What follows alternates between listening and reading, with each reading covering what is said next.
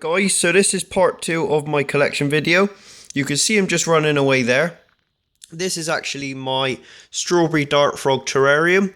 All of it's live planted except for the plastic hanging plant just in the corner, which he likes to hide behind. So he is an adult male. You can see him just sort of hopping away behind the large bromeliad, which is his favourite one. So I've actually got this hanging plant growing at the moment, and he's actually just gone up behind the silk plant, so it will give us a better view of him. I'll just remove them. So you can see him just in the corner there. So his terrarium's grown quite well. It's got quite a lot of plants growing through and sort of out now, and he does enjoy hopping around. They're not hugely difficult to care for, but they are one of the more complicated dart frogs. This guy eats a range of food now. He was sort of difficult to get feeding in the beginning. However, it's now feeding on both bean weevils and also small crickets and springtails. So that's that guy. We'll move on to the next tank. So this next tank I have showcased before. It's actually grown out a bit better now that I've added some live plants. This is my multi-tank cage. I got 3 different species in here. I've got this American green tree frog, which is just sat on the leaf here. And all the species I've got in here do very well with each other. They don't fight or compete with food. He should be just coming out in the corner. I've got an American green anole, just running away. I've got a male red-eyed tree frog, which is just there. This is the male, and I'll just find the female now. She's just here. I'll put her on the log so you guys can see the actual size difference. That's the easiest way to tell the difference with red eyes, is the females get exceptionally much bigger. You can see just in the comparison there. These are probably my favourite frogs. I just really like their coloration. They do really well with this setup. They're feeding really well, and they're just thriving sort of well together. So we'll move on to the next tank. So these are possibly one of my favourite lizards I keep.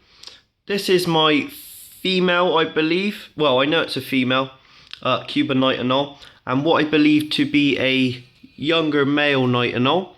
Hopefully I should be able to breed these guys. She has been laying some eggs, however they've been infertile.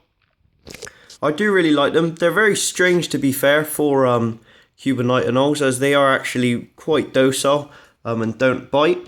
I have got another species living in here. I actually have it's my largest tree frog I keep, which is a Cuban tree frog. So I'll just catch that and then show you guys that. So this is my Cuban tree frog. You could tell by the size of it compared to my hands how big it is. I do believe it is possibly a female.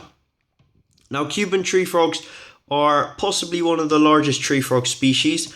They're only rivaled by white tree frogs. However, it has been recorded these guys can get quite large, up to about the 8-inch mark, sometimes slightly larger. Actually, no, sorry, that was my mistake. 8 inch, nowhere near 8 inches. They get about 5 inches in length when fully grown.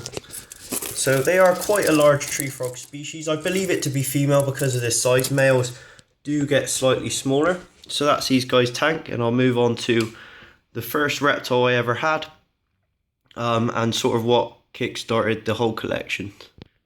So this is the first reptile I got. He's actually 11 years old, and he is the oldest reptile I have. He was the first one I got, and it's sort of what kick-started my interest in reptiles. I've done the video on him actually outside the cage because the lighting was quite bad due to the UVB light shining quite brightly into the camera. It sort of made it quite dark. So I've taken him outside. So he has grown quite a lot. He's about 2 feet in length. However, you can see he is starting to get old now. He doesn't sort of, well, he can't climb as well as he used to be able to. However, he is doing really, really well. he is probably the favourite reptile I have, just for the fact as it was the first sort of reptile I got. But no, he is really cool. I'll pick him up just to show just how big he actually is. So you can see he is actually quite a big beardy. It's just a shame that he's sort of getting on in age, sort of getting older.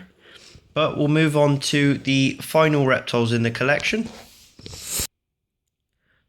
So I seen by some of you guys' comments on the last video, you like the cresties, and in fact this is actually the two babies' parents. So here we have the male. He has some Dalmatian spotting on him, so it'll be cool if the babies actually bring that out.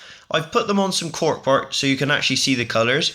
He's not fired up right now, but usually sort of a bright brownish colour.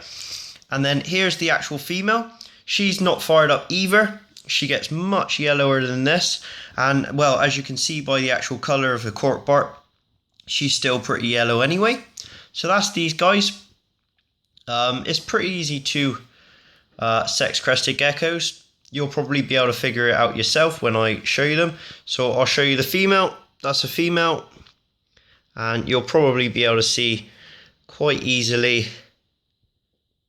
the difference between the female and the male. So that's the male. You can quite clearly see the bulge, which indicates the difference really.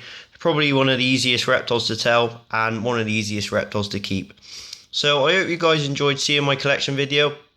We should be getting some more actual reptiles in the collection. I'll keep you updated, and I'll actually keep you also updated on the whip scorpions and let you know when they actually have any eggs, and also whether these guys breed again and whether the anoles breed. So thanks for watching guys, like and subscribe for more content.